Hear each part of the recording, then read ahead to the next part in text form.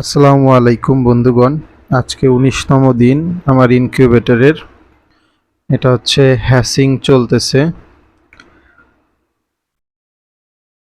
আর্দ্রতা হচ্ছে ৩৭ থেকে ৩৭.৫। সরি, আপনার যেটা টেম্পারেচার হচ্ছে এই হ্যাসিং টাইমে ৩৭ ডিগ্রি থেকে এবং ৩৭.৫ ডিগ্রি পর্যন্ত রাখতে হয়, এবং আর্দ্রতা যেটা আছে এটা ৭৫ থেকে ৮৫ এর ভিতরে রাখতে হয়। আমারটা ৭৯ আছে। এবং আমি যদি আপনাদের একটু ভিতরে দেখানোর চেষ্টা করি কি অবস্থায় আছে, দেখুন ডিমগুলো।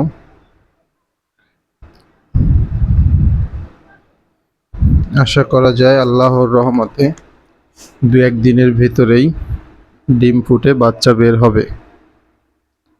তো আপনাদের যাদের ইনকিউবেটর লাগবে ইনবক্সে মেসেজ দিতে পারেন। সবচেয়ে কম রেটে ইনকিউবেটর মেশিন এটা হচ্ছে আমার ৫০ থেকে ৭০ ডিমের ইনকিউবেটর।